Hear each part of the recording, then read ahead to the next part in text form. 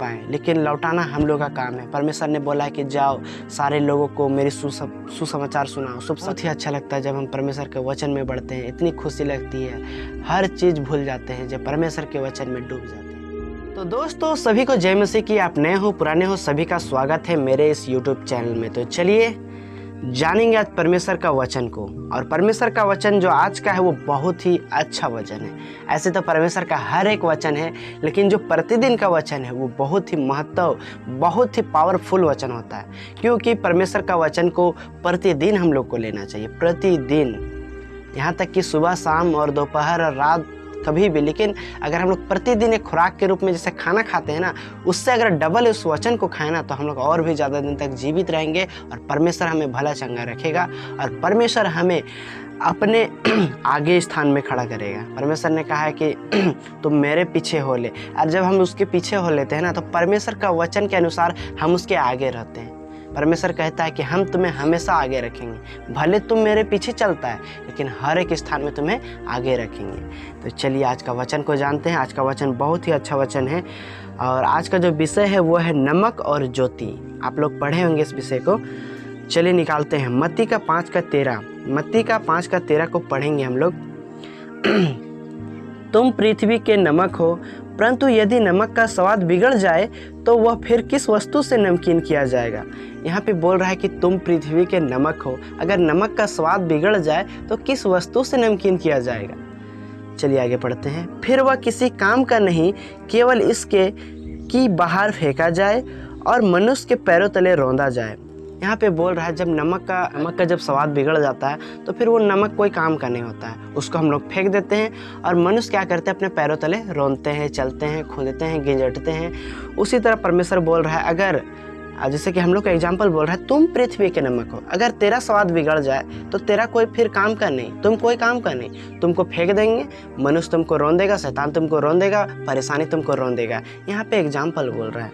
तो चलिए आगे बढ़ते हैं। तुम जगत की ज्योति हो, यहाँ पे ये भी बोल रहा है कि तुम जगत की ज्योति हो। जो नगर पहाड़ पर बसा हुआ है वह छिप नहीं सकता। यहाँ पे बोल रहा है तुम ज्योति हो जो नगर पहाड़ में बसा हुआ है, यानी तुम ऊंचे स्थानों या फिर पहाड़ों पर बसा हुआ है जो तुम छिप नहीं सकते। ज्योति कभी छिपता नहीं है, इंजोत रहता है, उजियाला रहता है, इसीलिए परमेश्वर कहता है कि तुम छिप नहीं सकते। और लोग दिया जलाकर पैमाने के नीचे नहीं परंतु दीवार पर रखते हैं। यहाँ पे बोल रहा है कोई भी दिया अगर जलाता है तो वो चौकी के नीचे या खटिया के नीचे या फिर कहीं पे दबा के नहीं रखते हैं, उसे दीवार पर रखते हैं, दीवार पर रखते हैं, तब उससे घर के सब लोगों को प्रकाश पहुंचता है। बोल रहा है जब हम लोग ऊंचा पे रखते हैं, उस दीवारों पर रखते हैं, तो वो उस दिया से क्या होता है, सब लोगों को प्रकाश मिलता है, यानी इंजोत मिलता है। उसी प्रकार तुम्हारा उजियाला मनुष्य के सामने चमके कि वे तुम्हारे भले कर्मों को देखकर तुम्हारा पिता की जो स्वर्ग में है बड़ाई करे। यहाँ पे बोलता है उसी प्रकार तुम्हारा उजियाला मनुष्य के सामने चमके, तुम्हारा उजियाला मनुष्य के सामने चमके।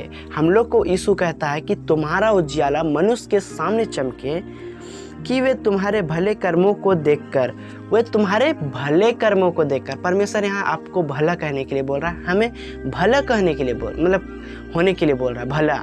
भला इंसान, भला व्यक्ति, भला आदमी, भला लड़का। भला मतलब समझते हैं ना, भला जो भलाई करता रहता है, हमेशा दूसरों के भलाई के बारे सोचता है, कभी बुराई के बारे नहीं सोचता है, उसे भला इंसान कहते हैं। तुम्हारा पिता की जो स्वर्ग में है बड़ाई करे। तुम्हारा भला काम को देखकर वो प्रभु की स्तुति करे और बड़ाई करे जो स्वर्ग में है। किसके अनुसार? तुम्हें देखकर, तुम्हारी भलाई को देखकर, तुम्हारी इंसानियत को देखकर, तुम्हारी अच्छाई को देखकर, तुम्हारी सच्चाई को देखकर। क्योंकि जब तुम अच्छा रहोगे तो तुम्हारा जो संग साथी है वो भी अच्छा बनेगा। अगर तुम उसको अच्छा सिखाओगे, अपने दोस्तों को, अपने फ्रेंड को, क्लास फ्रेंड को, किसी को भी, या फिर आप जिसके साथ काम वगैरह करते हो, जॉब करते हो, उसको अगर इस वचन को बताओगे तो क्या होगा, उसके मन में उत्पन्न होगा कि ये कितना अच्छा है, कितनी अच्छे बातों को बताता है, मैं भी इनके जैसा बनूंगा। और वो क्या करेंगे, परमेश्वर के वचन को आने वाले समय में बांटेंगे, प्रचार करेंगे, लोगों तक पहुँचाएंगे इस शुभ संदेश को।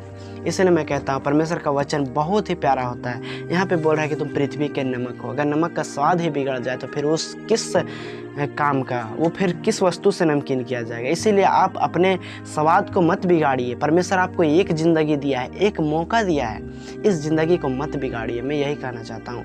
आप प्रतिदिन वचन पे बने रहिए, क्योंकि परमेश्वर का वचन आपको एक बार मिला है और किस्मत से मिला है। बहुत ऐसे लोग हैं जो परमेश्वर से बहुत दूर है, बहुत दूर, इतना दूर कि वो शायद ही लौट पाए, लेकिन लौटाना हम लोग का काम है। परमेश्वर ने बोला है कि जाओ सारे लोगों को मेरी सुसमाचार सुनाओ, शुभ संदेश सुनाओ, जाति जाति के लोगों को सुनाओ। तो इसीलिए सुनाना आज हम लोगों का काम है, आपका काम है। इसीलिए दोस्तों बाइबल को पढ़िए और गहराई से समझिए और परमेश्वर से प्रार्थना कीजिए, पवित्र आत्मा से हेल्प मांगिए, मदद कीजिए। प्रार्थना कीजिए कि पवित्र आत्मा तू मुझे अगुवाई कर, इस्तेमाल कर मुझे। बहुत ही अच्छा लगता है जब हम परमेश्वर के वचन में बढ़ते हैं, इतनी खुशी लगती है, हर चीज़ भूल जाते हैं जब परमेश्वर के वचन में डूब जाते हैं। तो चलिए दोस्तों, इस वचन के द्वारा आप लोगों को बहुत सीख मिला होगा। आप पृथ्वी के नमक हो, जगत के ज्योति हो। हमेशा याद रखना, जगत का ज्योति हमेशा उजियाला होता है, अंधेरा नहीं। और नमक से स्वाद बनता है, बिगड़ता नहीं। तो आपको अपना स्वाद नहीं बिगाड़ना है, नहीं तो आपको फेंक दिया जाएगा। आप किसी काम के नहीं, किसी लायक नहीं। तो चलिए दोस्तों, इस वचन के द्वारा आप लोगों को बहुत सारी सीख मिली होगी। तो चलिए दोस्तों, इस वीडियो को अपने दोस्तों के पास शेयर कीजिएगा। मिलते हैं अगले एक नए टॉपिक के साथ। जय मसीह की।